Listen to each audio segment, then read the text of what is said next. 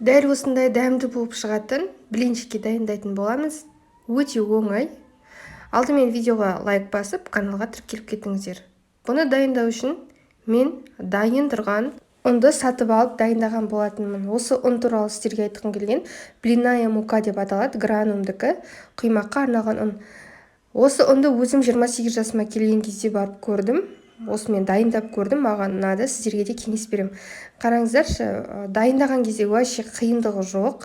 Ыдысқа саласыз. Егер балдарыңыз тәттіні жақсы көрсе, шамалы шекер қосып, керегінше суын және шамалы сүт қосып жіберсеңіздер болғаны. Барлығын жақсылап тұрып, араластырып дайындай береміз.